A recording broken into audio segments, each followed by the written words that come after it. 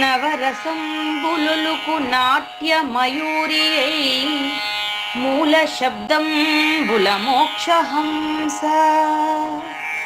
నవరసంబులుకు నాట్య మయూరియై మూల శబ్దంబుల మోక్షహంస. పరమ పవిత్రమౌ పరమాత్మ గీతయే నేడు నాట్యం బాడుచుండెగనుమా. పరమ పవిత్రమో పరమాత్మ గీతయే నేడు నాట్యం బాడుచుండెగనుమ.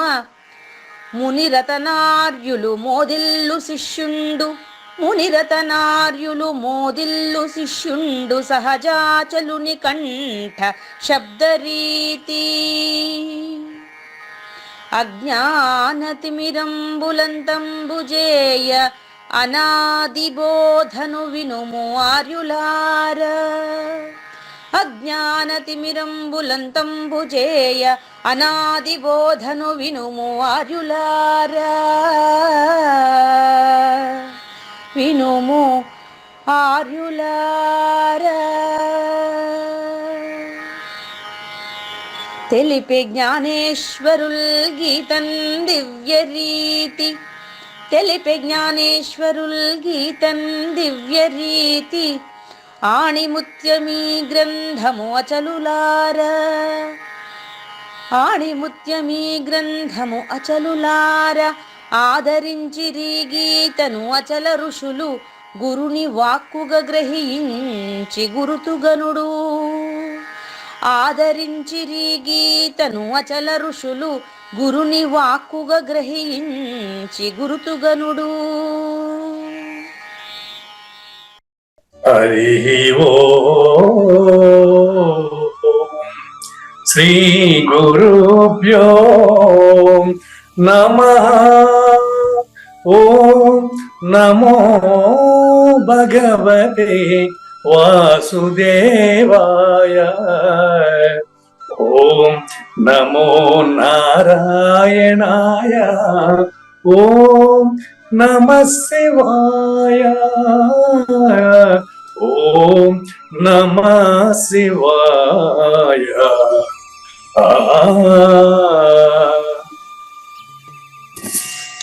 ఈ గీతా జ్ఞానగ్ర కార్యక్రమం మొదలైన నిన్నటికి 1069 రోజులైందండి. ఈ రోజు 1070 రోజులు.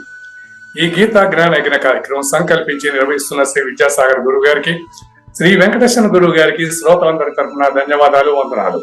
ఈనాటి కార్యక్రమంలో పాల్గొన్న ఆత్మస్వరూపులైన శ్రోతలందరికీ కైవల్యాశ్రం తరఫున, అలాగే శ్రీ శివరామ దీక్షితుల వారి ఆచార్య యూట్యూబ్ ఛానల్ తరఫున హృదయపూర్వక స్వాగతం, వందనాలు. గురుదేవులు సహజాచల రాజయోగి శ్రీ పూజారి వెంకటేశ్వర గురువు గారిని కార్యక్రమం ఆరంభించాలని కోరుతున్నానండి.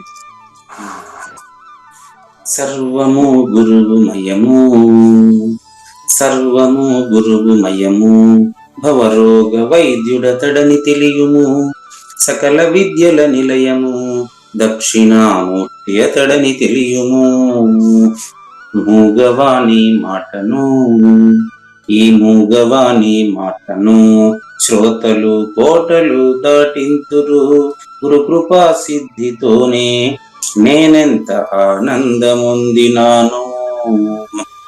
నిజయోగి శ్రీకృష్ణుడు నిజ భక్తుడైనట్టి అర్జునుడు. వీరి సంవాదామృతం జనుల రమణ పాలిట అమృతం. వేదవ్యాసుడు దీనిని జనుల యద వికసించునట్లుగాను మహాభారతమందున వెలిగించే కోటి సూర్యుల వెలుగుతో నిత్య సత్య శాశ్వతమైన పరిపూర్ణంలో లేకనే జరుగుతున్నట్లుగా మనకు తెలియబడుతున్న పవిత్రమైన శ్రీమద్ భగవద్గీత జ్ఞానేశ్వరీయ జ్ఞాన యజ్ఞంలో ఈరోజు 1070వ రోజు.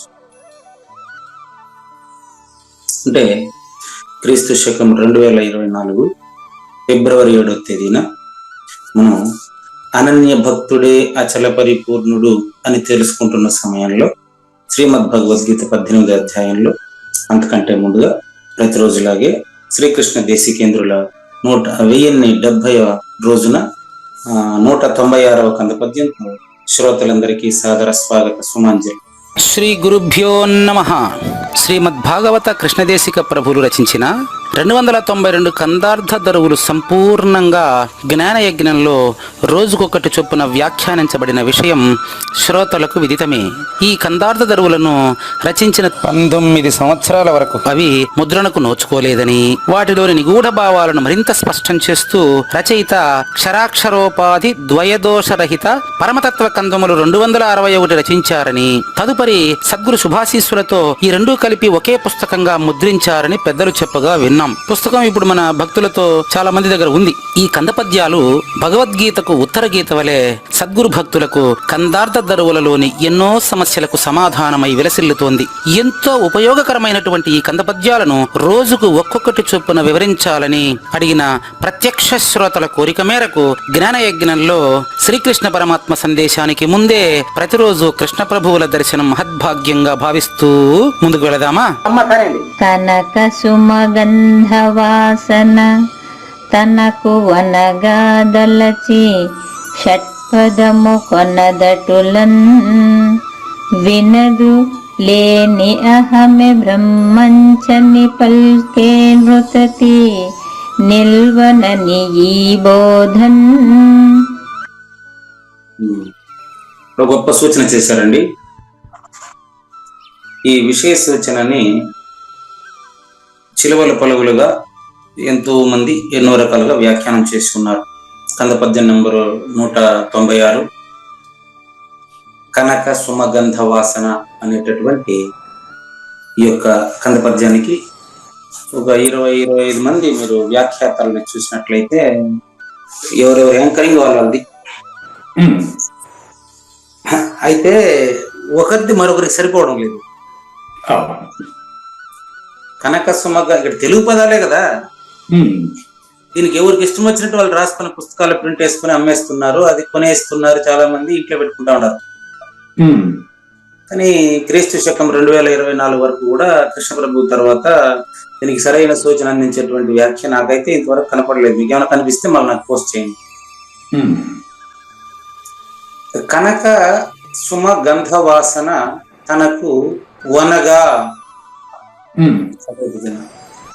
కనక సుమగంధ వాసన తనకు వనగా తలచి షట్పదము కొనదు. అడిగి ఒక సెట్ అటులన్. అదే విధంగా వినదు లేని అహమే,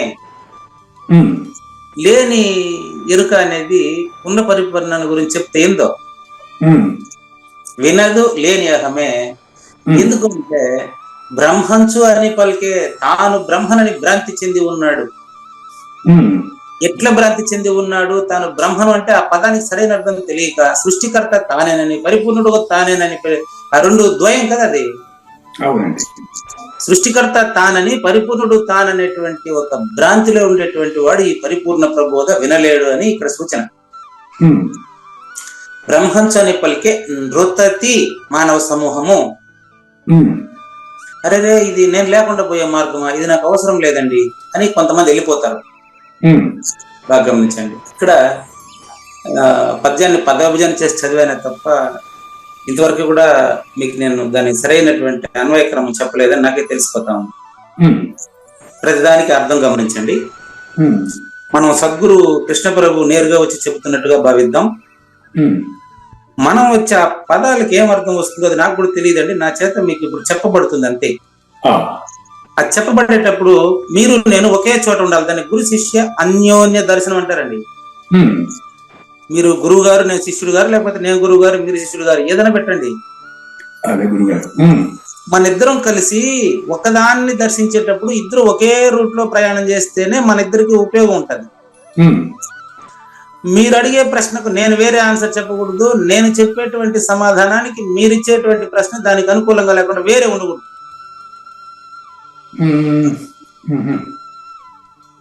ఇప్పుడు మీరు ప్రశ్నించారనుకోండి, మీ ప్రశ్నకు సరైన సమాధానం చెప్తేనే మీరు ఒప్పుకోవాలి. నేను వేరే దూరంగా పోతే మళ్ళీ మీరు నన్ను పిలిచి ఇట్లా కాదండి నేను అడిగిన ప్రశ్న ఇట్లా అని మీరు నన్ను అడగాలి. అదేవిధంగా నేను కూడా మీరు అడిగిన దానికి సమాధానం చెప్పాలి, కానీ నాకు తెలిసిందంతా మీకు చెప్పేదానికి నేను ప్రయత్నం చేస్తే అది బోధ కాదు. అది కనుక ఎందుకు ఎంత పర్ఫెక్ట్ గా చెప్తున్నానంటే ఈ పద్యానికి ఇంతవరకు నాకు సరైన వ్యాఖ్య కనపడలేదు. చూడండి 196వ పద్యం. కనక సుమము అంటే మామూలుగా గూగుల్ ట్రాన్స్లేషన్ యథాతథంగా చెప్తే బంగారు పువ్వు అని అర్థం వస్తుందండి. కనకం అంటే బంగారు, సుమ అంటే పువ్వు, బంగారు పువ్వు అని అర్థం వస్తుంది. దాంట్లో వాసన ఎట్టుంటది? వాసన ఉండదు. అంటే దీని అర్థం కనకాంబరం అండి. స్త్రీలు జడలో పెట్టుకునేటువంటి కనకాంబరం పూలే ఇది. కనకాంబరం, అంబరం అంటే ఆకాశము, ఇక్కడ కనకం అంటే బంగారం. దీన్ని తిప్పుకుంటే ఆకాశము రూపు దాల్చింది తప్ప అందులో వాసన లేదు అని అర్థం అండి. గంధ వాసన పెట్టారు పక్కన. శూన్యం. నిన్నంతా రాజయ్య గారు నిన్న ఉదయం క్లాస్ విన్నట్లేరు కాబట్టి కొంతవరకు 50% సాటిస్ఫై అయ్యారు పాపం. రాజయ్య గారు నిన్ను ప్రశ్నించారని క్లాస్ లో చెప్పాను కదా మీకు, శూన్యం నుంచి ఎట్టొస్తుందని. ఈ రోజు అంటే అందరిది ప్రధానమైన ప్రశ్న అది. ఈ రోజు కూడా వారికి తగిన సమాధానాలు ఇందులో ఉంటాయి, నాకు కూడా తెలియదు. కనక సుమ గంధ వాసన, ఇది పువ్వుకి తుమ్మెదకు మధ్య ఉండేటటువంటి రిలేషన్షిప్ తెలియజేసేటువంటి విధానం అండి మొదటి లైన్. నేరుగా మీకు చెప్పాలంటే దీనికి కూడా శీర్షిక నిన్నటిదే. మూర్ఖునికి హితవు చెప్పుట,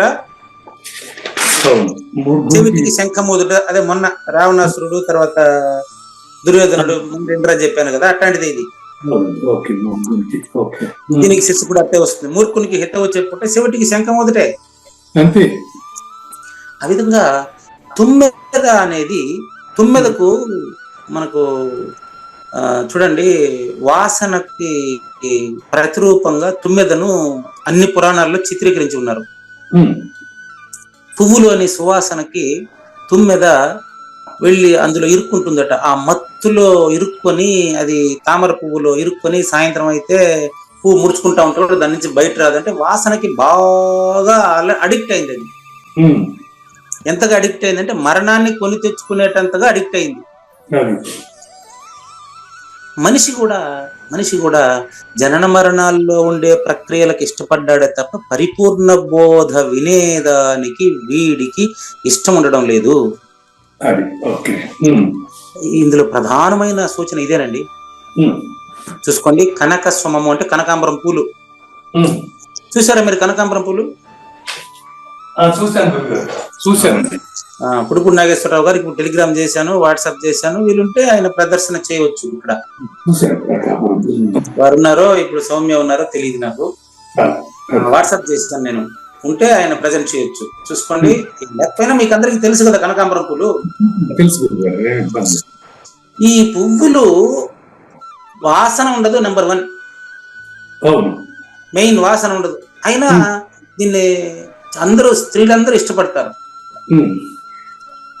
ఇక్కడ చెప్పాల్సిన విషయం ఏంటంటే, ఎట్లాగైతే అన్నిటి మీద వాలేటువంటి తుమ్మెద అన్నిటి మీద వాళ్తుంది, కనకాంబరం పైన వాళ్ళదు. ఎందుకంటే దాంట్లో సుగంధం లేదు. చెప్పండి, దాంట్లో ఏం లేదు, సుగంధం లేదు, పరిమళం లేదు దాంట్లో. ఇప్పుడు మీరు చెప్తే అర్థమవుతుందంటే మనిషికి కూడా వాసన వెనకంబడిపోతాడే తప్ప నిర్వాసనలోకి వీడు రాడు అనే సూచన. ఇట్లా వ్యాఖ్యానం ఎక్కడ రాయలేదు ఇంతవరకు. అంటే గురువు గారి యొక్క సూచన ఇదే. ఏంటంటే మనిషి సువాసనకి అలవాటు పడ్డాడు, దుర్గంధాన్ని అసహించుకుంటాడు, నిర్వాసనకి రాడు. అదే గురుముఖంగా అంచెలంచెలుగా గురువుని స్వీకరించి బోధక్రమం తెలుసుకుంటే వీడిలోనే వాసన లేదని వాడే తెలుసుకోవాలా.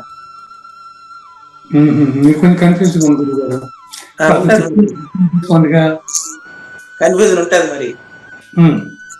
ఇప్పుడు ఈ పూలు ఉన్న చూడండి, పెట్టారు చూడండి. అవును. ఇప్పుడు ఈ పువ్వు వెయిట్లెస్, బరువు ఉండదు. అవును. కాగితం పూల వలె ఉంటుంది, వాసన అసలు ఉండదు, ఏ వాసన ఉండదు దానికి. అవును. అచల పరిపూర్ణుడు కూడా ఏ వాసన ఉండదు, అది సూచన. అది మకరందం అనేది ఉండదట. పరిమళం లేని చోట మకరందం ఉంది. పరిమళము లేదు గనుక చీడ పీడల బెడద తక్కువ.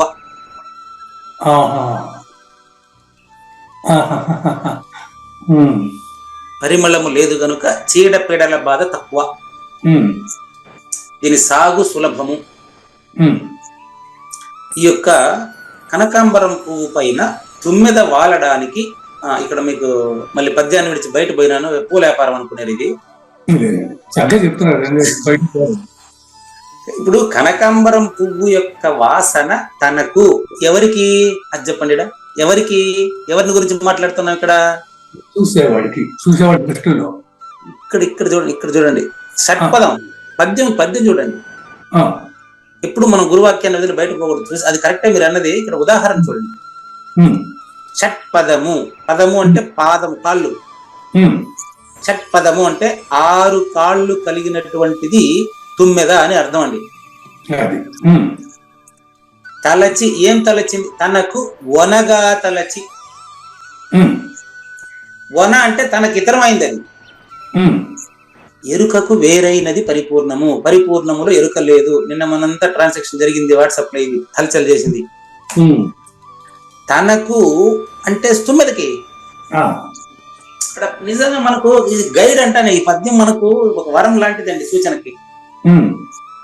తనకు అంటే తుమ్మెదకండి, అది మకరందం అంతే అంతే అంతే అంతే. వాసనకు ఆస్వాదించేటువంటి, సువాసనను ఆస్వాదించేటువంటి తుమ్మెదకు వేరైన పువ్వు అది. ఏది? కనకాంబరం. తుమ్మెద కనకాంబరం పువ్వులు తనకు వేరైనదిగా తలంచి దాన్ని కొనదు, స్వీకరించదు. ఏముంది స్వీకరించేదానికి? ఏం లేదు కదా, వాసన లేదు కదా. ఇంతవరకు ఒక సెట్.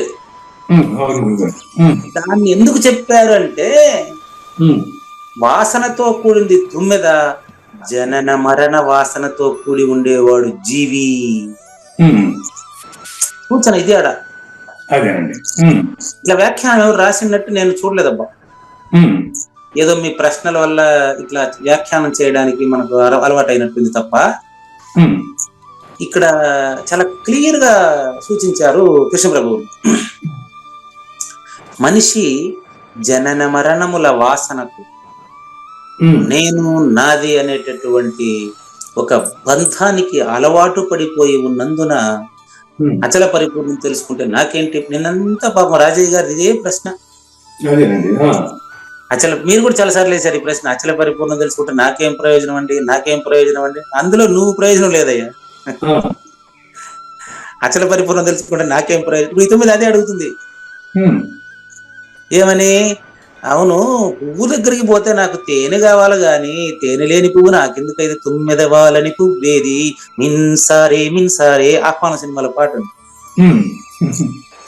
ఆ పాట అర్థం చూడండి. వాడు కట్టుకున్న భార్య 25 లక్షల కట్నం తెస్తే మళ్ళీ 100 కోట్ల కట్నం వచ్చేటువంటి పెళ్ళాం కోసం మళ్ళీ పరిగెత్తాడు. అది అక్కడ తుమ్మెదవాలని పువ్వేది అనే పాట అర్థం అది. వాడి వాసన ఎప్పుడు డబ్బు వెనకాలనే పోతాడు తప్ప వాడు కట్టుకున్నటువంటి శ్రీమతి యొక్క పవిత్రతను, దాంపత్యం యొక్క ధార్మిక ఆచారాన్ని పట్టించుకోడు. అట్లా ఇక్కడ తుమ్మెద వాలని పువ్వు. ఏం పువ్వు? కనకాంబరం. అక్కడ ఆన్సర్లన్నీ షోలో చెప్తాను, నేను బయట బయటకు చెప్తాను. అక్కడ ఆ పాటలో ఏముందంటే, అది ఒకటే గుర్తుంది నాకు. తుమ్మెదవాలని పువ్వేది అని కొన్ని ప్రశ్నలు చెప్పి ఆన్సర్లన్నీ చెవులో చెప్తా మిన్సారే అంటారు ఆ పాటలో. నేను చెవులో ఏడు చెప్తాండ, బహిరంగంగా జూమ్ క్లాసులో అందరికి చెప్తాండ. తుమ్మెద వాలని పువ్వు కనకాంబరము. ఎందుకు వాలదు? అందులో దీనికి కావాల్సిన వాసన లేదు. లేదు. దీన్ని ఎందుకు చెప్పారు మన కృష్ణ ప్రభువులో? లేని అహము లేని వస్తువు దగ్గరికి పోతుంది తప్ప ఉన్న పరిపూర్ణం దగ్గరికి రాదు. బాగా గమనించండి. వినదు లేని అహమే. ఇడు లేని వాడు ఏం చేస్తాడంటే సృష్టికర్త బ్రహ్మను పట్టుకొని నేనే సృష్టికర్త అంటాడు. రెండో వాడు 26వ సూచన అయ్యేదానికి వీడికి అవకాశమే లేదు. ఎందుకంటే వాడు నేనని సెట్ అయినాడు. 26వది అయినటువంటి తనకంటే ఇతరమైనటువంటి ఉన్న పరిపూర్ణ సూచన అయితే అప్పుడు అతనే ఉంటాడు, ఇది ఉండదు. ఆ సూచన వరుస క్రమంగా జరగాలి. ఇందాక ఋషి ప్రభాకర్జీ చెబుతున్నారు చూడండి, ఇప్పుడే విన్నాను నేను. ఒక నిమిషం క్లిప్పింగ్. ఋషి ప్రభాకర్జీ ఏం చెప్తున్నాడంటే, ఈ 9 స్వభావం కలిగినటువంటి వాడేనండి వైశ్యుడు, శూద్రుడు. శూద్రుడు వైశ్యుడు ఎలా అవ్వాలి, వైశ్యుడు క్షత్రియుడు ఎలా అవ్వాలి, క్షత్రియుడు బ్రాహ్మణుడు ఎలా అవ్వాలి, బ్రాహ్మణుడు అవధూత ఎలా అవ్వాలి, అవధూత అశరీరుడు ఎలా అవ్వాలి అంటే దున్నపోతైనట్టు అయ్యేది కాదు. ఆయన ఋషి ప్రభాకర్ ఎక్స్ప్లెయిన్ చేస్తున్నాడు చూడండి. ఇన్నోళ్ళు కూడా మళ్ళీ ఆటోమేటిక్ ఆయన అచల సాంప్రదాయం కాదంటారు. దానికి నేను చేయగలిగింది ఏం లేదు. అచల సాంప్రదాయం అన్ని సాంప్రదాయాలని అతీతమైనటువంటి, అన్ని సాంప్రదాయాలకు అతీతమైన ప్రబోధ బోధించేదానికి అచల సాంప్రదాయం ఉండేది. అచల సాంప్రదాయం మాదో ప్రత్యేకమైన బ్యాచ్ అనే దానికి కాదు ఇది ఉండేది. సర్వము గురువు మయ్యము ములుగుచ్చేదానికి సంధి లేకుండా ఉండే తత్వాన్ని తెలియజేస్తానని చెప్పి మాదొక ప్రత్యేకమైన బ్యాచ్, మాదొక ప్రత్యేకమైన కంపెనీ అంటే అట్ట మీరు అటు కుదరదు. అంత వాసన పరులే. మా గురువే గొప్పోడు, మా ఆలయమే గొప్పది, మా ఆశ్రమమే గొప్పది, దీనికి డబ్బు ఇవ్వండి అని చెప్పేటోళ్ళు ఈ 9 లాంటి వాళ్ళే. వీళ్ళు నీకు ఎరుకను విడిపించలేరు, ఎవరు ధాత్రిని గురుడు ఒక్కడు తప్ప అన్నాడు కృష్ణ ప్రభు. గుర్తుపెట్టుకోండి. ఎట్లాగైతే కనకాంబరం పూలులో వాసన లేదని తుమ్మెద దానిపైన వాలదు, ఎందుకంటే షట్పదము తనకు వనగా తలచి. వన, ఈ వన అనే పదం వేరుగానే నేను చెప్తాను, మీ డౌట్ రావచ్చు. చూసుకోండి. వన అంటే పునిగితే పాపమేది పుణ్యమేది కర్మమందు వనర ఫలము నొల్లని యోగికి నీ తెలిసితే మోక్షము తెలియకున్న బంధము కలవంటిది బతుకు గనునికి నీ. అన్నమయ్య, మీకు అన్నమయ్య మీరు పాడారు ఈ పాట కూడా క్లాస్ లో. వనర ఫలములని అంటే ఫలితాన్ని కోరని. వన అంటే కోరుట, వనర కోరను. వన నాకొద్దు, ఆ పరిపూర్ణ బోధ నాకొద్దు అంటారంట వీళ్ళు. ఎందుకంటే వీళ్ళ ఎరుకు బోధలకు మరిగినారు, వ్యాపారానికి అలవాటు పడ్డారు, జనన మరణ వాసనల్లో ఇరుక్కున్నారు. వీళ్ళు పరిపూర్ణ బోధ ఎట్టింటారు? వాడు అంతే, వాడి కథ వాడిదే. ఈ ఒల్ల పదం రామాయణంలో వస్తుంది, చూసుకోండి. లవకుశ సినిమాలో చూశారు మీరు. ఒల్ల నోరి మామాని పిల్లని, నేనొల్ల నోరి మామాని పిల్లని. ఒల్ల అంటే వద్దు అని అర్థం అండి. ఒల్ల, వన, వనర ఈ పదాలన్నీ మనకు సులభంగా మీకు ఇంతకు ముందు వినుండే ఆ సన్నివేశాల్లో నుంచి మీకు ఆ పదానికి అర్థం తెలియడం కోసం ఇవన్నీ చెప్పాను. తనకు వనగా తలచి, తుమ్మెద తనకు అంటే సువాసనకు అది వేరైనదని తలచి దాని దగ్గరికి పోదు. దీని వ్యాఖ్యానం ఎట్లా రాశారు తెలుసా? మళ్ళీ అది కూడా నేను చెప్పలేదంటాను, అది కూడా చెప్పేస్తాను. చాలా మంది నేమాని వెంకటరమణ గారు, ఎల్లపకుర్తి వారు, ఇట్లా చాలా మంది రాశారు. కానీ వ్యాఖ్యానం ఊరికి ఒక్కరి వ్యాఖ్యానం చెప్తాం మీకు. సంపంగ పువ్వుడు ఎందుకు అవసరమైంది నాకు తెలియదు. కనకాంబరం కదా రాసినాడు ఆయన. కనకసుమ అంటే సంపంగ పువ్వు అని అర్థం రాశారు. తప్పు కదా. అసలు కనకాంబరంతో పని మీకు, నాకు అదే అర్థం కాదు. Page number 433. ఇది నేమాని వెంకటరమణ గారిది అనుకుంటాను, తెలియదు మరి. నేను ఏదైనా పుస్తకం ఆధారంగానే చెప్తానండి, కానీ పుస్తకం ఉండేది యథాతథంగా చెప్పనండి. కనకుసుమ గంధ వాసన పెట్టి ఈజీక్వల్ పెట్టి సంపంగ పువ్వు వాసన చూస్తే 9 చచ్చిపోతుందని భయపడి 9 దాని దగ్గరికి పోదంట. 9కి అంత జ్ఞానం ఉందే? ఇట్లంతా రాసుకుంటేటండి, మీరే చెప్పండి.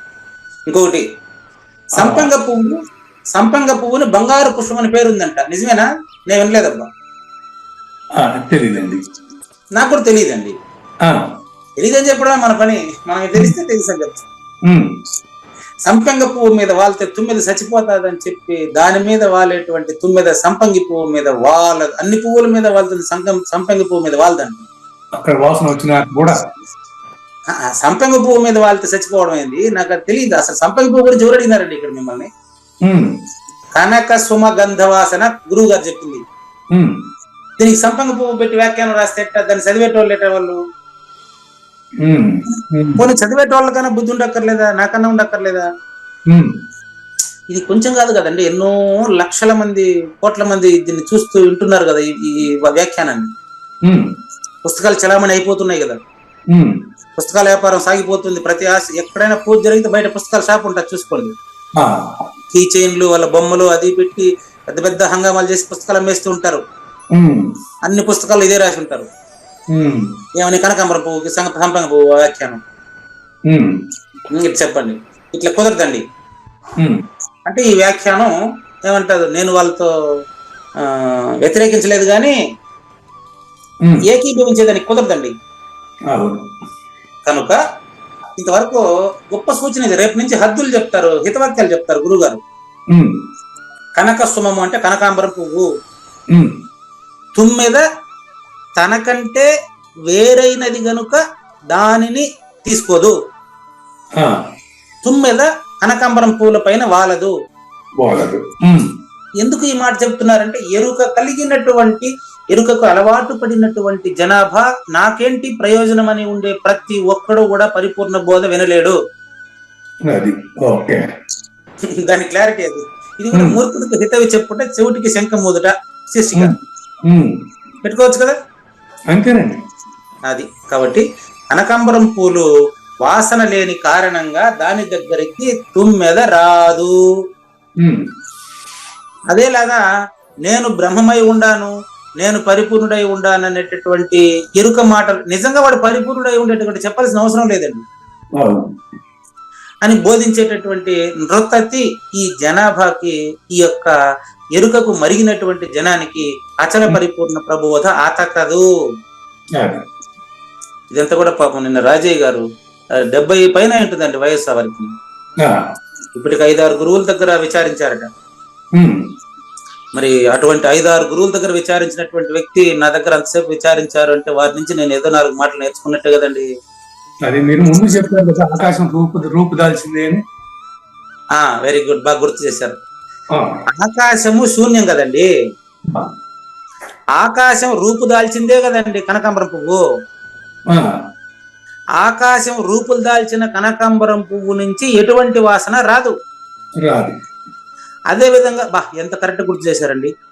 ఆకాశమే రూపు దాల్చినటువంటి అచల పరిపూర్ణ గురుమూర్తి దగ్గర కూడా ఎటువంటి ప్రయోజనాన్ని ఆశించేటటువంటి వాసన ఉండదు ఉండదు ఉండదు. అది సూచన. నాకు కూడా మీరు అడిగితేనే తెలిసింది ఆన్సర్ ఇది. శూన్యము రూపు దాల్చినదే కనకాంబరం. శూన్యం నిన్న మన రాజయ్య గారు చెప్పినట్టుగా భావించండి, ఇది నాకు తెలియదు. రాజయ్య గారికి ఇదే సమస్య. రాజయ్య గారి సమస్య ఇదే. రాజన్న వేరు, రాజయ్య వేరు. రాజన్న దేశెట్టి రాజన్న, ఆయన వేరు, మీతో మాట్లాడిన ఆయన వీరు వేరు. వీరితో కూడా మీరు మాట్లాడండి. ఒకసారి మాట్లాడాలండి. కరీంనగర్ రాజయ్య గారు, ఇది మెయిన్. ఆయనకి శూన్యము నుంచి ఏది రాదు కదా, ఇవన్నీ వచ్చినాయి కదా. 2 పదాలు మీదే కదండి, నన్ను ఎట్ట అడుగుతారు మీరు? అది ఎట్టుందంటే కనకాంబరం నుంచి వాసన వచ్చింది కదా, రాలేదు కదా అంటే వాసన వచ్చిందా? వచ్చింది. అదే 2 పదాలు చెప్తే కనకాంబరంలో వాసన ఉందా? లేదు. అచల పరిపూర్ణంలో ఎరుక ఉందా? లేదు. అట్ట అర్థం చేసుకోమని ఇది అర్థం.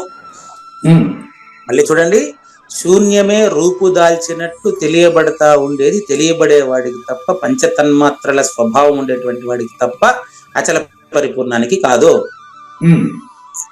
ఆ క్లారిటీ చూసుకోండి.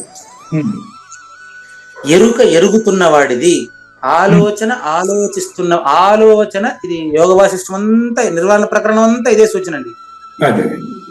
చూడండి, ఆలోచన ఆలోచించే వాడి కంటే వేరుగా ఉంటుందండి. అంతే. ఏమంతే? ఆలోచన కాదండి. ఎందుకంటున్నానంటే ఇప్పుడు ఆలోచన వేరుగా ఉంటుంది కానీ అసలు ఆలోచన అతను వేరు కాదు. Yes, very good, very clear. ఆలోచన వేరే దాని మీద ఉంటుంది, అది ఓకే. కానీ ఆలోచన ఆలోచించేవాడి కంటే వేరుగా లేదు. అది ఇది అనమాట. ఇది కనక సుమ గంధ వాసన దీనికంటే వేరుగా ఉంటుంది. ఎందుకంటే కనక సుమంలో వాసనే ఉండదు. అది అచల పరిపూర్ణుడిలో సృష్టికి సంబంధించిన ఎరుక ఎంత మాత్రం ఉండదు. కనకాంబరం పువ్వు ఉన్నట్టే. కనకాంబరం పువ్వు తుమ్మెద నా దగ్గరికి రావద్దు రావద్దు అని పువ్వు చెప్తాడే,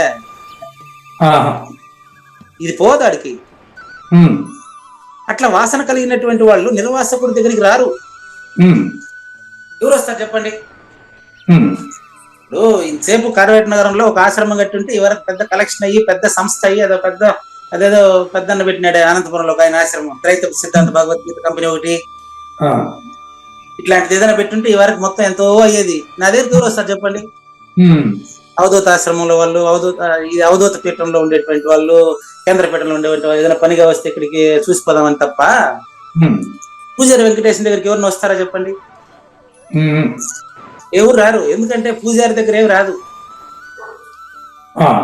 ట్రై చేసి వచ్చి కూడా వెళ్ళిపోయినారు కదా, ఏం రాలే వాళ్ళకి. అట్ట అనమాట. ఇది ఎందుకు చెప్తున్నా అంటే కనకాంబరం పువ్వు దగ్గరికి ఏది పోదు, తొమ్మిదే కాదు, చీడపీడల బాధ, దాని వాసనే రాదు. అట్లా ఎంతో మంది ట్రై చేశారు. ఏమంటారంటే ఒక ఆవిడ ఇల్లు కట్టుకోవాలంట. ఈ శివరామ దీక్షితులకి ఒక మాలగా భావించి నాకు ఇల్లు కట్టుకునేదానికి వసూలు చేయండి అని ఒక ఆవిడ. అంటే ఇప్పుడు కనకాంబరం అలంకరించుకుంటే అదేం పరిపూర్ణం అయితే కాదుగా గురుగారు? కనకాంబరం పరిపూర్ణం కాదండి, కనకాంబరాన్ని పోలికగా చెప్పారండి. నీ ముఖం చంద్రబింబం లాగా ఉందంటే నీ ముఖం చంద్రుడా?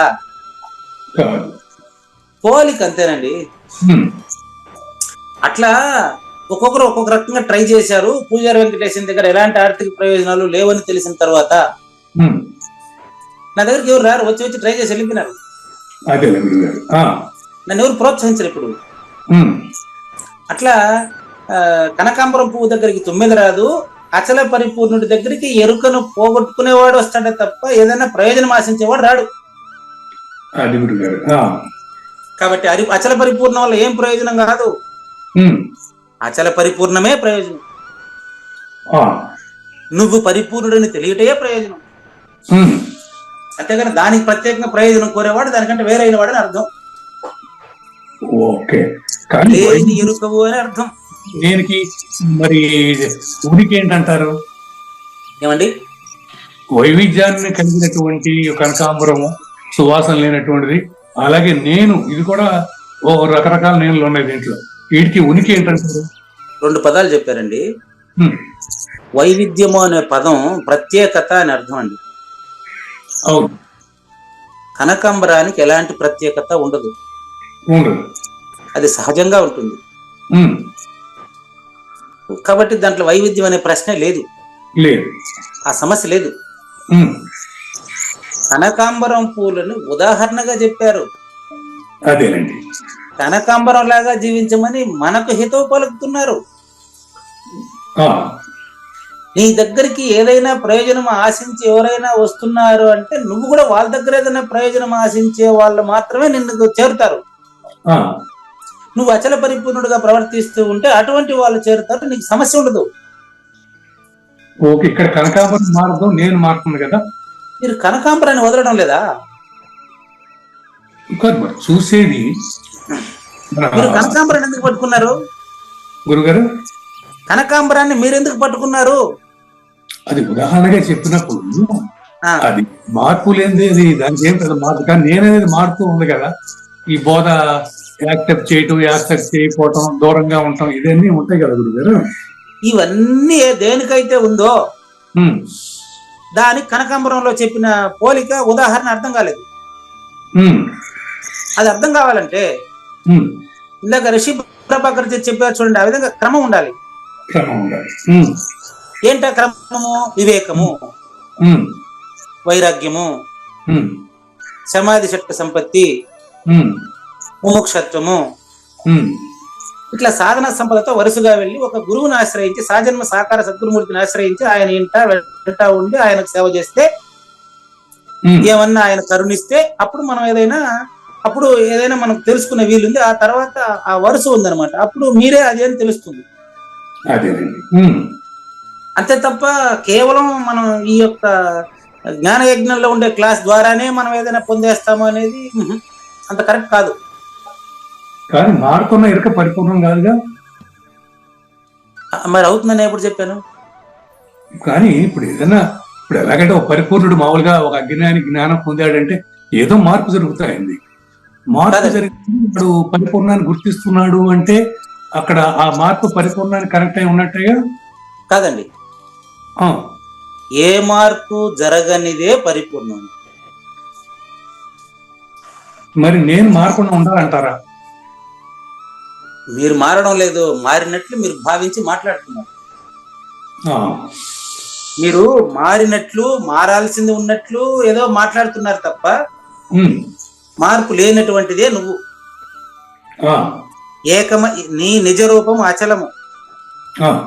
దానికి పోలికగా ఈ యొక్క కనకాంబరం పూలని ఉదాహరణగా చెప్తే, ఆయనేమో సంపంగి పువ్వు అని రాస్తాడు, మీరేమో దీనికి దానికి కలిపి మాట్లాడతారు. దీనికి దానికి సంబంధం లేదని చెప్తా ఉండేది. మారేది మారని దానికి సంబంధము లేనిది తనకు వనగా. భౌతికమైనటువంటి ప్రయోజనం ఆశించేటువంటి వారు పరిపూర్ణ ప్రబోధ వినలేరు. ప్రయోజన రహితులకు పరిపూర్ణ ప్రబోధ అవసరం లేదు. ఇప్పుడు మీకు ఇంకొక మంచి ఎగ్జాంపుల్ చెప్పి జ్ఞానయజ్ఞంలోకి రెండో భాగానికి వస్తాం. ఈ యొక్క కనకాంబరం పువ్వు దగ్గరికి తుమ్మెద రావాలని కనకాంబరం పువ్వు అనుకుంటుందా? లేదు. అచల పరిపూర్ణుడు కూడా నాకు గుర్తింపు కావాలని అనుకోడండి. దొరకలేరా? మరి అది పొందడం ఎలా? ఆ అచల పరిపూర్ణ ప్రబోధ మీరు ఇప్పుడు చెప్పినటువంటి స్థితి నాకు ఎలా వస్తుంది అంటే అది జ్ఞానేశ్వరి ప్రయత్నం చేస్తారు. రచయితకు ధన్యవాదాలు తెలియజేస్తూ జ్ఞానయజ్ఞం ఈరోజు 1070వ ఎపిసోడ్ 2వ భాగం. ఇంకా మనకి 25 నిమిషాల టైం ఉంది. ఈ లోపు మనకు ఆయన చెప్పే ఉదాహరణల ద్వారా ఎవరికి వారు అపరోక్షం చెందుతారు. ప్రత్యక్ష శ్రోతలు ప్రస్తుతం ప్రజెంట్ 58 మెంబర్స్ ఉన్నారు. 58 మంది కూడా ఎవరికి వారు పరిపూర్ణులేనని చెప్పేటువంటి విధానమే భక్త్యా మాం అభిజానాతి యావాన్యశ్చాస్మి తత్వతః తతో మాం తత్వతో జ్ఞాత్వా విశతే తదనంతరం. నువ్వే పరిపూర్ణుడని తెలుసుకునే సమయంలో నేను అది ఎట్టయ్యేది అని అడిగితే నేను చేయగలిగింది ఏం లేదు. నువ్వే పరిపూర్ణుడు. ఎట్లా చూడండి, కావూరి నాగేశ్వర ప్రసాద్ గారు, నేను మనం జలం గురించి తెలుసుకుంటున్నాం, అదే కొనసాగుతుంది. జలము పాత స్థానం వదిలి కొత్త స్థానం ఆక్రమించినప్పటికీ జలము జలమే కదా, అదేమన్నా మారిందా? లేదండి. సముద్రంలో ఉన్నప్పుడు జలమే, మబ్బుల్లో ఉన్నప్పుడు జలమే, నీ ఇంట్లో కురిసినప్పుడు జలమే, పంటలో కురిసినప్పుడు జలమే, మురికాల్లో అన్ని జలమే కదా. అట్లా మార్పు లేనటువంటి స్థితికి మీరు స్థితిని అనుభూతి అనర్చుకొనుట కొరకు ఉదాహరణ అది. కావూరి నాగేశ్వర ప్రసాద్ గారు జాగ్రత్తగా వినండి. జల ప్రవాహం ఎంత మిక్కుటంగా వచ్చినప్పటికీ దాని జలత్వం ఎప్పుడైనా బాధించబడుతుందో చూడండి. లేదు. అది వేగమైన ప్రవాహం ఉంటది. ఇతర వస్తువులు, చెట్లు కూలిపోతాయి, ఇండ్లు కూలిపోతాయి, ఇండ్లు బిల్డింగ్లు కొట్టుకొని పోతుంటాయి. నీళ్ళకి ఏమైనా నొప్పా? లేదు. అచల పరిపూర్ణుడు కూడా అంతేనండి. వాడిపోయే పువ్వుని ఉదాహరణగా చెప్పారు అక్కడ. అటువంటి ఉదాహరణలు ఎన్నో ఇక్కడ చెప్తున్నారు, విరివిగా కొలలుగా చెప్తున్నారు. గమనించండి, నీళ్లు ఎంత పెద్ద ప్రవాహం అయినప్పటికీ నీళ్లు బాధించబడదు. దొరకలేరా? తరంగముల ఏకత్వము కూడా నాశనం ఉండదు. సముద్రంలో ఎన్ని అలలు ఉన్నప్పటికీ నీళ్లలో మార్పు ఉండదు. అవునండి. పరిపూర్ణుడయ్యా నువ్వు పరిపూర్ణం నాయన, నీకు ఎరుక లేదు తండ్రి, నువ్వే పరిపూర్ణుడు నాయన ఆ, అని జ్ఞానేశ్వరి కావూరి నాగేశ్వర ప్రసాద్కి బోధిస్తున్నారు. ఉమ్.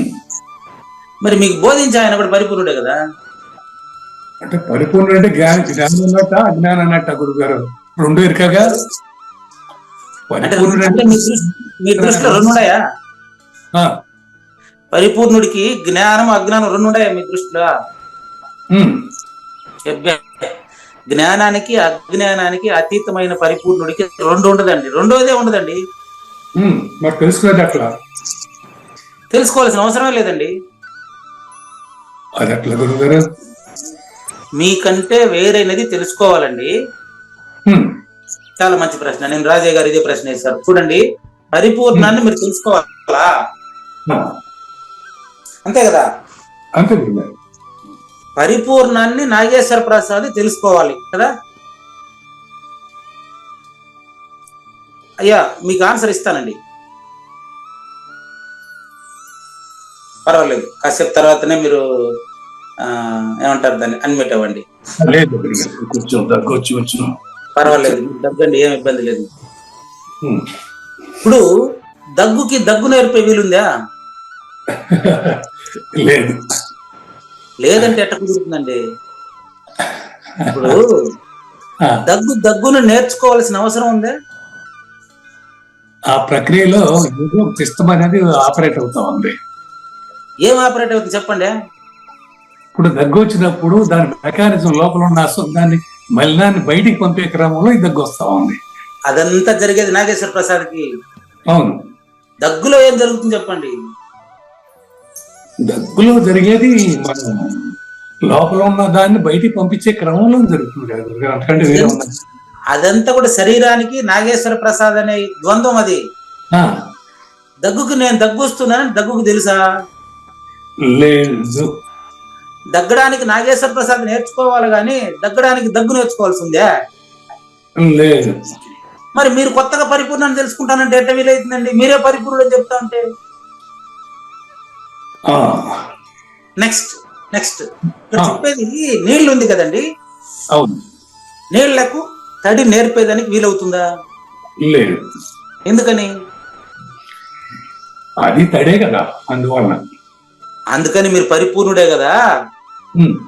ఎరుక కాదని నిర్ధారణ అయితే సరిపోతుంది, కానీ కొత్తగా నువ్వు తెలుసుకోవాల్సిన ఏం లేదండి. ఇప్పుడు ఏ ప్రయత్నం లేకుండా అయితే మరి పతాడు కావచ్చుగా పరిపూర్ణుడు? ఏమండి? ఏ ప్రయత్నం లేకుండా ఒక మనిషి పరిపూర్ణుడు అయితే ఇక ప్రయత్నం అనే పదం అక్కడ ఉండకూడదుగా? లేదనే కదా చెప్తాడు. లేదు, ఎవరు ప్రయత్నించమని చెప్పారు మిమ్మల్ని? మరి ఇదంతా మరి గురు బోధ వినటం ఎన్ని ప్రక్రియలన్నీ అదే కదా గురుగారు? కాదండి, ఆ, ఈ ప్రక్రియలన్నీ కూడా అది తెలుసుకునేంత వరకే. ఆ, అది తెలిసిన తర్వాత ప్రక్రియలు లేనివవును. ఆ, అది తెలుసుకునేంత వరకు ఈ ప్రక్రియలు మీకు తెలుస్తున్న ఈ ప్రక్రియల్లో ద్వయం ఉంటుందండి. అదేనండి. ప్రక్రియలో ద్వయం ఉంటుంది.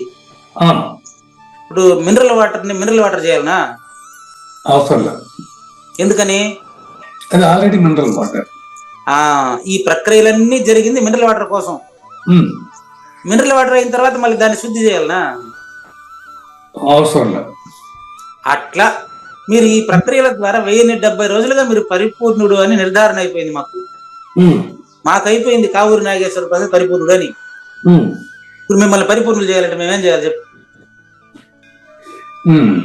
వింటా ఉండే వాళ్ళకి నిర్ధారణ అయిపోయింది. అందరికి మాకు 58 మంది వింటాం, 60 అయినారు ఇప్పుడు.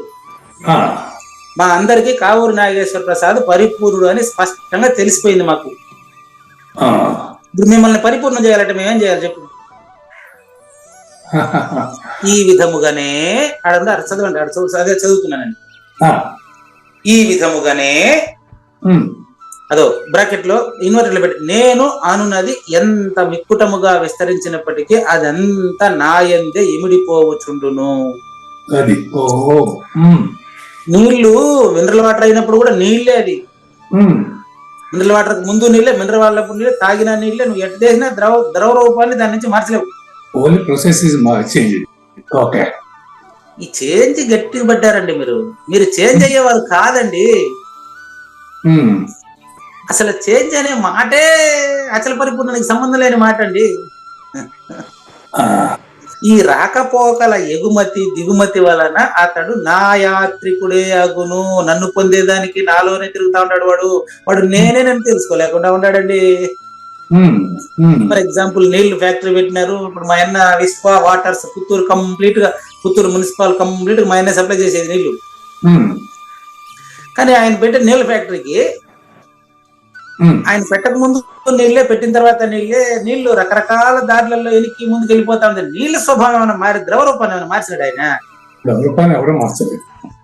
పరిపూర్ణాన్ని కూడా ఎవరు మార్చరండి. ఉదాహరణ అండి ఇది. ఉమ్, మరి అతడు ఎవరు పరిపూర్ణుడు అండి?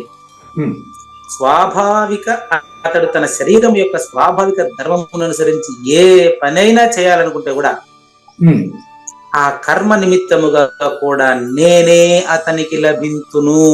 నీళ్లు, మినరల్ వాటర్, అక్కడ కూడా వాటరే ఉంది. వాటర్ మారలేదు, ఉమ్, వాటర్ అనేది మారలే, ఉమ్, ద్రవరూపం అనేది మారలే, స్థలాలు మారాయి అంతే.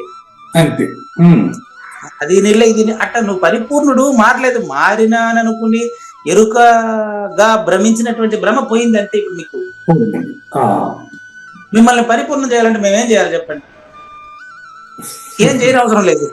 ఉమ్, ఇట్టి స్థితిలో కావూరి నాగేశ్వర ప్రసాద్ గారు ఇప్పుడు మీకు కర్త కర్మ అనే రెండు పేర్లు లోపిస్తాయండి. కర్త కర్మ అనేది చూపిస్తుంది. ఓకే. ఉండదు ఇంకా. ఉమ్, క్రియేటివ్ ఉంటుంది. అయ్యో, ఈ రెండు లేకపోతే అది ఎట్ట వచ్చిందండి? కర్త కర్మ అంటే ఇప్పుడు వ్యవహార రీత్యా అది మనం మానసికంగా అది లోపిస్తుంది. కర్త అంతమంది లేరండి. ఆ, మానసికంగా లోపించేది కాదండి, మనసే లేనిది అవుతుందయ్యా. దాని కార్యము అని అంటారు ఊరికే సూచనకి. కర్త కర్మ లేనప్పుడు క్రియ ఆల్రెడీ పోతాది. క్రియ ఓకే ఓకే, అది కూడా మానసికంగా పోతుంది. ఓకే. ఉమ్, అంటే మనసును గట్టిగా పట్టారు మీరు. మరి అలా అప్పుడు ఒక పని పెరుగుతా ఉంది కదా, పరిపూర్ణుడు చేసినా ఇంకోటి చేసినా కూడా అకర్తగా మరి ఆ, చేశాడు అంటే మరి అది చేసిన పని ఎక్కడ పోతుంది? అకర్త అంటే అర్థం ఏంటండి? నేను బాధ్యుడిని కాదు దానికి అన్నట్టు. మీరు మళ్ళీ మీ దగ్గరికి ఎందుకు వేసుకుంటారు దాన్ని? ఆ, అకర్త అంటే అర్థం అడిగాను, ఉమ్, మీరు ఆ పదాన్ని పక్కన పెట్టి మళ్ళీ మీ గురించి నాకు చెప్తారండి. అకర్త అంటే అర్థం ఏంటి? చేసిన వాడు కాదు. అలాంటప్పుడు మీరు చేసిన వాడు కాదా అన్నప్పుడు మళ్ళీ నేను ఎందుకు చేసుకుంటారు దాన్ని? ఎత్తిన అకర్త అన్నప్పుడు అకర్త అన్నప్పుడు కర్మక్రియ లోపిస్తుంది. కర్త పోతే కర్మక్రియ లేకుండా పోతుంది. కానీ మీరు వెంటనే కర్త ఉండడంటే క్రియ ఉంటుందంటే మళ్ళీ కర్త మీరు అవుతున్నారడా? మరి కృష్ణ పరమాత్మ అకర్తగా మీరు కర్మ చేయండి అనే మాట ఉపయోగించారు కదా గురుగారు.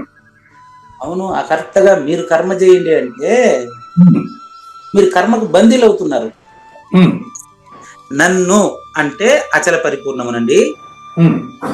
అంటే చూడండి, నన్ను ఆత్మస్వరూపమున, నన్ను కావూరి నాగేశ్వర ప్రసాద్ లోనే చూడమని, కావూరి నాగేశ్వర ప్రసాద్ నే అకర్తగా ఉండమని అర్థం. కృష్ణ పరమాత్మ తనీగా ఉండి కాదు మీకు చెప్పింది.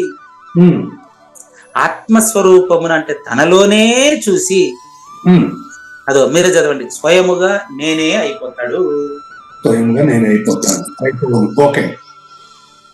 అది నేనైపోతాడంటే కావూరి నాగేశ్వర ప్రసాద్ ఉండడు. ఇంకా మీరు చెప్పిన శ్రీకృష్ణ పరమాత్మ కూడా ఉండడు. కానీ నువ్వు ఉంటావు. నువ్వు సృష్టికి ముందు, సృష్టి ఉన్నప్పుడు, సృష్టి తర్వాత ఉండే స్థిరంగా ఉండే నువ్వు స్థిరము శాశ్వతం. కనుక మరి ఒక ఎగ్జాంపుల్ దగ్గర వదిలేసి మీరు అపరోక్షం చెందండి తండ్రి. చూసుకోండి, అద్దాన్ని చూస్తే, ఇంతకుముందు నిన్నే చెప్పారు కదా, అద్దం చూస్తే దాన్ని చూస్తాను ఎవడని అంటాడా? అద్దాన్ని చూస్తా ఉందా? ఆ ఉదాహరణ రాశారు, ఆయన రాసి చూడండి. అద్దాన్ని చూసి దాన్ని చూచుట అనరు. ఇంకో ఎగ్జాంపుల్, 2 దీపాలు పెట్టుకోండి ఇక్కడ, ఈ దీపం ఆ దీపాన్ని భలే చూస్తుందబ్బా అని చెప్పొచ్చా? అట్ట అనకూడదు. అట్ట మన ఇద్దరు అసలు పరిపూర్ణత అవగాహన అయిన తర్వాత మళ్ళీ ఎరుక అనేది లేనిదని తెలిసిన వాడికి చెప్పాల్సిన అవసరం లేదండి. ఇప్పుడు బంగారం పైన బంగారం పొత్తు పోయాల్సిన అవసరం లేదండి. రోల్డ్ గోల్డ్ అయితేనే బంగారం పొత్తు పోయాలి. బంగారం పైన బంగారం పోతే పనులు అట్టే మెరుగు పెడితే సరిపోతుంది. అంతేనండి. మళ్ళీ ఆయన చెప్తున్నాడు, దీపముతో దీపానికి వెలుతురు వస్తుందే, మరి మీరు మాత్రం నేను పరిపూర్ణుడు అవ్వాలంటే నేను ఎట్ట మిమ్మల్ని పరిపూర్ణం చేసే జరిగిన ప్రాసెస్ అంత లేదు.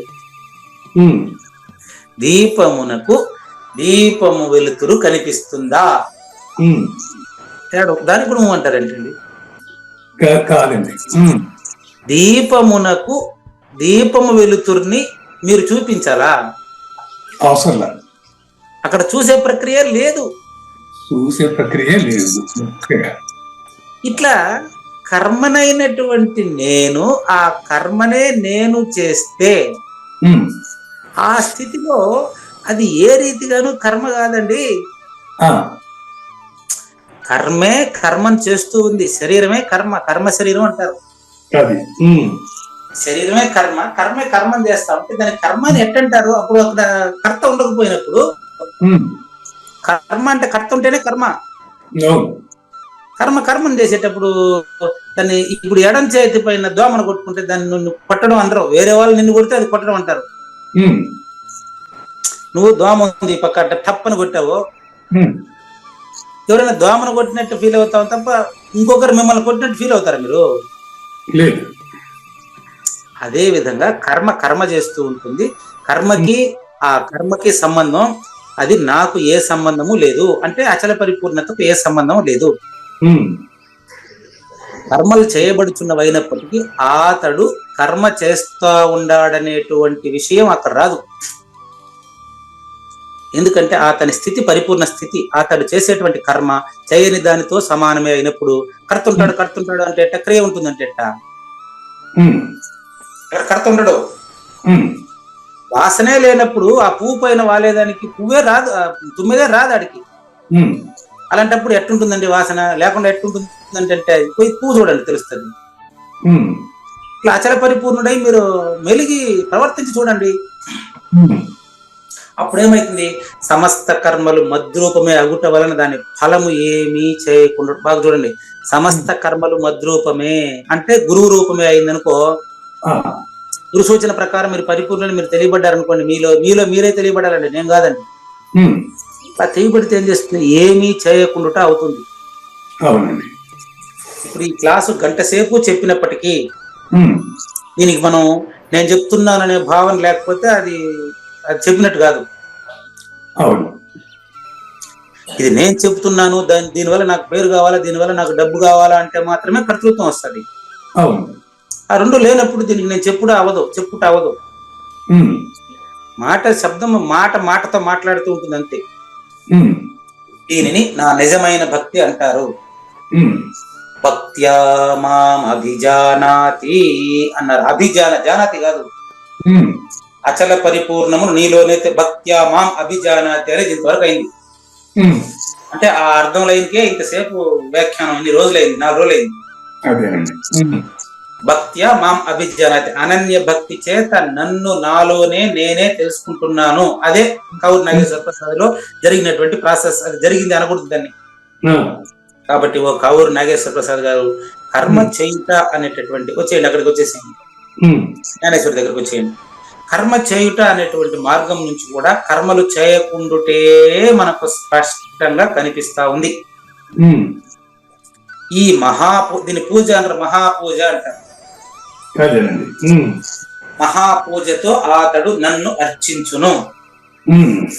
ఎక్కడో వస్తుంది జ్ఞాన యజ్ఞాన తేనాహం ఇష్టహస్యామితి మే మతి అంటాడు. ఇంకో చోటాడు ఆ శ్లోకం రాలేదు. జ్ఞాన యజ్ఞము చేత సద్గురుమూర్తిని అర్చించినట్లంట లెక్క ఇది. మహాపూజ అంటారు దీన్ని. అచల పరిపూర్ణుడిని మీలోనే తెలుసుకోవడమే అదే జ్ఞాన యజ్ఞం. జ్ఞాన యజ్ఞం అంటే ఇప్పుడు 60 మంది పెట్టుకుని జూమ్ క్లాస్ పెట్టుకుని చెప్తాండేది మాత్రమే కాదండి. ద్రవ్య యజ్ఞాస్తపో యజ్ఞ యోగ యజ్ఞాస్తథాపరే స్వాధ్యాయ జ్ఞాన యజ్ఞాశ్చ యతయః సంసిత వ్రతాః. అన్ని ఇంద్రియముల సర్వేంద్రియముల ప్రభావం లేకుండా వ్యక్తి తనలోనే జరుగుటనే జ్ఞాన యజ్ఞమందురు. ప్రత్యక్ష శ్రోతలకి తెలుసు. జ్ఞాన యజ్ఞం అంటే నేను మీతో మాట్లాడడం కాదండి, నాతో నేను మాట్లాడడం అండి. నాతో నేను మాట్లాడడానికి జ్ఞాన యజ్ఞం అంటారండి. కాబట్టి ఓ కావూరు నాగేశ్వర ప్రసాద్ గారు కర్మ చేయడం అనేటువంటి మార్గం నుంచి కూడా కర్మలు చేయకుండా అవుతా ఉంది. ఇది మహాపూజ, దీన్ని మహాపూజ అన్నాడు. తాత్పర్యం ఏంటంటే ఆయన ఏం మాట్లాడినా నా స్తోత్రమే అవుతుంది అంటే అతని నోటి నుంచి ఏ మాట వెలువడినప్పటికీ, ఎందుకంటే ఎదుటి వ్యక్తిని గురువుగానే భావిస్తున్నాడు కదా. మిమ్మల్ని కృష్ణ పరమాత్మ కన్నా వేరుగా నేను భావిస్తే పర్వాలే, మిమ్మల్ని కృష్ణుడుగా నేను భావించినప్పుడు మీరు కొత్తగా ననిపించా నేను కృష్ణ పరమాత్మ లాంటి వాడు కావాలంటే ఏం చేయాలంటే మీరిద్దరు వేరు నేను అనుకుంటే కదండి. కావూరి నాగేశ్వర ప్రసాద్కి కృష్ణ పరమాత్మకి నాకు ఏమైనా తేడా చూసుంటే అప్పుడు నేను మిమ్మల్ని చేయాలా? నాకు మీరు ఆయన దక్షిణామూర్తి స్వరూపంగా నాకు కనిపించినప్పుడు నేను వేరే అయితేనా? చూడండి, అతడు ఏది చూసినా అది నా దర్శనం అవుతుంది, అతడు ఏం మాట్లాడినా నా స్తోత్రం అవుతుంది. అప్పుడు అతను సద్గురు అవుతాడు. అతను మాటే మంత్రము మనసే అతని మాట మంత్రం, నా మనసే బంధం. అతని మాట మంత్రం, ఆ మంత్రం అచల పరిపూర్ణుడి మాట మంత్రం అండి. అప్పుడు మంత్రం అంటే 12 అక్షరాలు 16 అక్షరాలు మాత్రమే కాదు అవి. అప్పుడు అతను ఆ స్వరూపం అయినప్పుడు అతని నోట్లో వచ్చే ప్రతి మాట మంత్రమే. అతడు ఏమి నడిచినా అది నా మహాద్వైతపు గమనమే అగును. అతడు ఏం చేసినా నా పూజ అవుతుంది. నా పూజ అంటే అచల పరిపూర్ణుడి పూజ అని అర్థం. అతడు తన మనస్సున ఏ విషయం గురించి యోచించినప్పటికీ అది నా జపమే అగును. ఓ కావూరు నాగేశ్వర ప్రసాద్ గారు, అతడు స్వస్థుడై ఉండుట నా సమాధియే. అప్పుడు అతనికి ఏమొచ్చినా రోగం వచ్చినా ఏమొచ్చినా లెక్కలేదు. ఇప్పుడు గాజులకు ఎప్పుడు కూడా బంగారం యొక్క సాంగత్యమునందే ఉండాల్సి వస్తుంది. గాది అది నగ ఏ నగగా మారినా బంగారం మారదు. అతడు భక్తి యోగం వచ్చి నిరంతర మహాద్వైత రూపమున నాతోను నాయందు నేరుగానే ఉంటాడయ్యా. నీళ్ళల్లో అలలు వేరు వేరా? నీళ్ళల్లో అలల వలె, కర్పూరంలో కర్పూరపు సుగంధం వలె, రత్నముల్లో కాంతి వలె ద్వైత భావము నశించి అతను మద్రూపుడే అగును. చూసుకోండి, నూలు దారంతో వస్త్రం, దారం వేరు వస్త్రం వేరా? దానికి నూలు వస్త్రం ఒకటే, మట్టి కుండ ఒకటే, పరిపూర్ణము పరిపూర్ణుడు ఒకటే, అది నువ్వే. ఎప్పుడు ఒకటిగానే ఉంటుంది. అదే విధంగా నా భక్తుడు నేను వేరు కాదండి, నా భక్తుడు నేను ఒకటేనయ్యా. దీని అనన్య భక్తి అంటారు తండ్రి. అంతే, ఒక రకంగా నూలు దారం వస్త్రంగా పరిగణించింది. ఈ అనన్య భక్తి వలన దృశ్య పదార్థముల యందు ఆత్మభావంతో ద్రష్టగా నన్నే చూస్తుంటాడండి. అతనికి జాగ్రత్త, స్వప్న, సుషుప్తి అంటే 3 అవస్థల వలన అతని ఉపాధి, అతని శరీరం అనేది, అతని శరీరంలో ఒకడు క్షేత్రజ్ఞుడు ఉన్నాడనేటువంటి 2 భావాలు అతనికి ఉండదండి. క్షేత్రజ్ఞ రహితుడు అచల పరిపూర్ణుడండి. తన శరీరంలో ఉండే అతని పరిపూర్ణాన్ని ప్రత్యక్షంగా చూస్తుంటాడండి. క్షేత్రజ్ఞ రహితం క్షేత్రంలోనే ఉంది 13వ అధ్యాయం. అది ఇక్కడ మళ్ళీ రిపీట్ చేశారు. క్షేత్రజ్ఞ అనే ద్వైభావం లేకుండా అచల పరిపూర్ణత దృష్టితోనే అతను ప్రవర్తిస్తూ ఉంటాడండి. ఎప్పుడు అభావ రూపమున కనిపించే ఈ విశ్వమును గురించి రాసుకోండి ఈ పదం, అభావ రూపముగా కనిపించే విశ్వం. అభావ రూపంగా కనిపించే విశ్వం. ఓకే, ఎవరికి కనిపిస్తుంది అభావ రూపంగా? పరిపూర్ణుడికి. అది గుర్తుపెట్టుకోండి. అభావ రూపంగా ప్రపంచం కనిపిస్తే అతనికంటే రెండోది ఉంటుందా? సువిఘ్నుడండి. ఇప్పుడు మీరు కావూరి నాగేశ్వర ప్రసాద్ గారు దీన్ని సువిఘ్నత అంటారండి.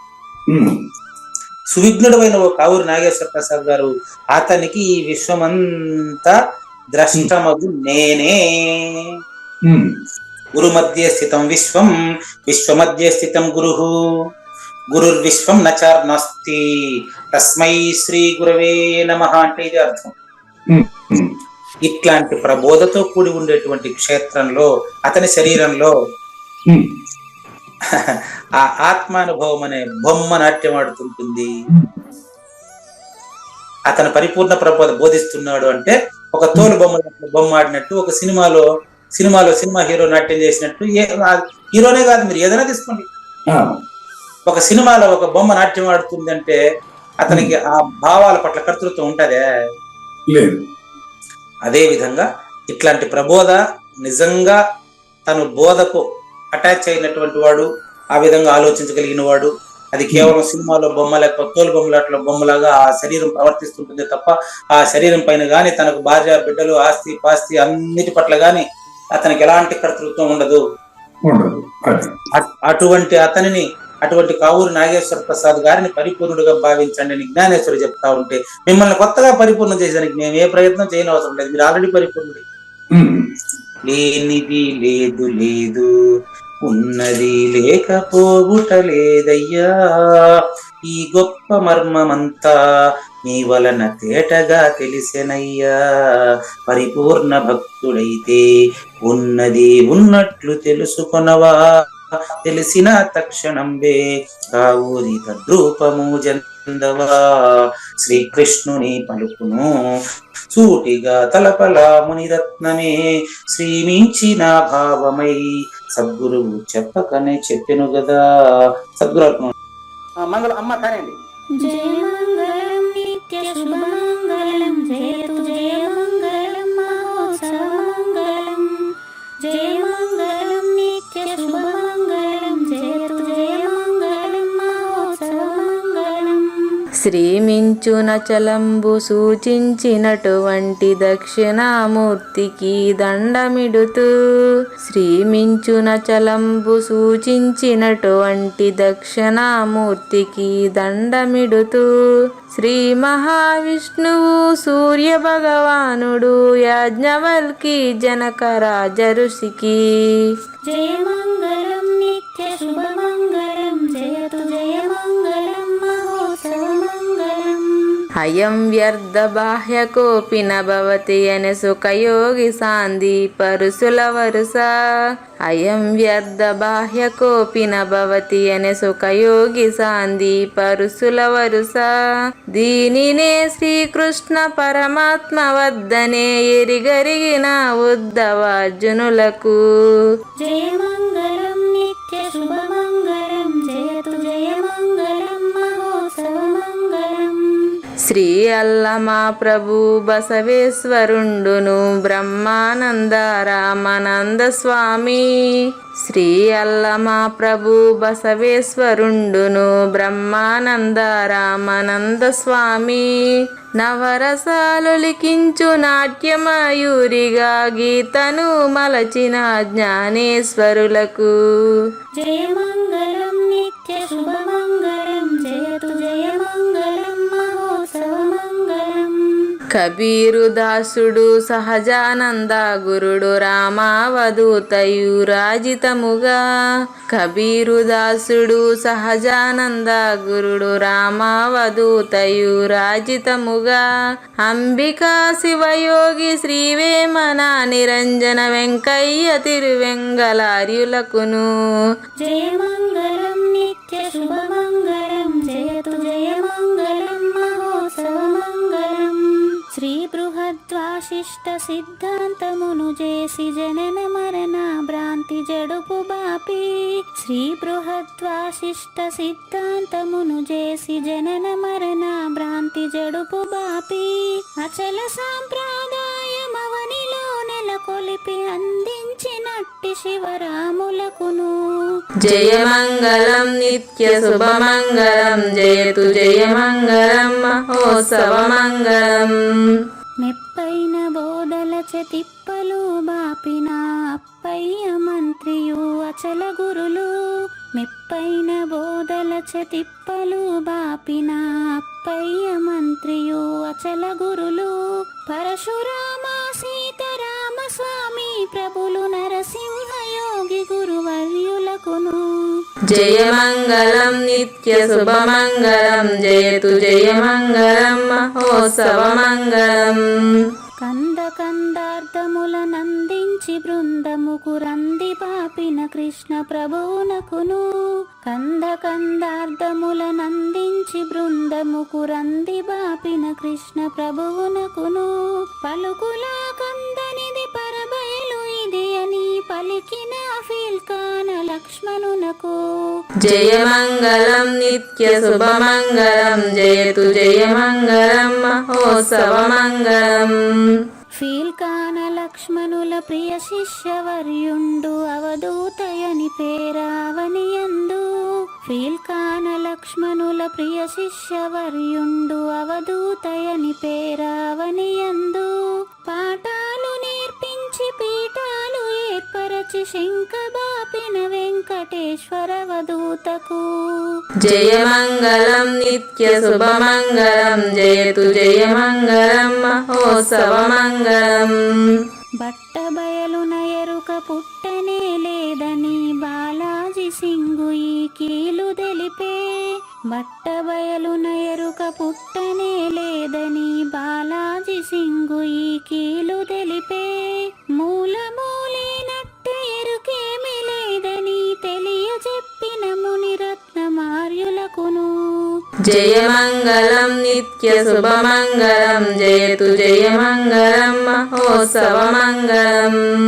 నరస్వప్నము వంటి సురస్వప్నమిది అని పరిపూర్ణ దర్శినిని ప్రకటపరచి నరస్వప్నము వంటి సురస్వప్నమిది అని పరిపూర్ణ దర్శినిని ప్రకటపరచి సహజాచల రాజయోగి సద్గురు కృపచ సాంప్రదాయక గురుల సరసనాజేరే జయమంగళం నిత్య శుభమంగళం జయతు జయమంగళం మహోత్సవమంగళం.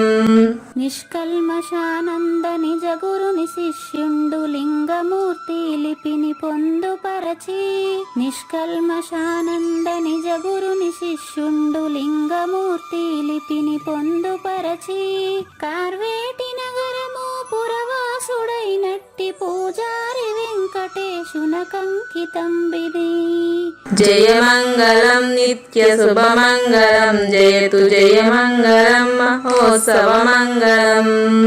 జయమంగళం నిత్య శుభమంగళం జయతు జయమంగళం మహోత్సవమంగళం. జై సద్గురు ప్రభు మహారాజ్ కి జై. జై గురుదేవాడి. శ్రోతలందరి తరపున వెంకటేశ్వర గురువు గారికి ధన్యవాదాలు చెప్తూ శాంతి మంత్రం. పూర్ణమద పూర్ణమిదం పూర్ణాత్ పూర్ణముదచ్యతి పూర్ణస్య పూర్ణమాదాయ పూర్ణమేవావశిష్యతి. ఓం తత్సత్. ఓం శాంతి శాంతి శాంతి. హరి ఓం. న తద్భాసయతే సూర్యో న శశాంకో న పావకః యద్గత్వా న నివర్తంతే తద్ధామ పరమం మమ.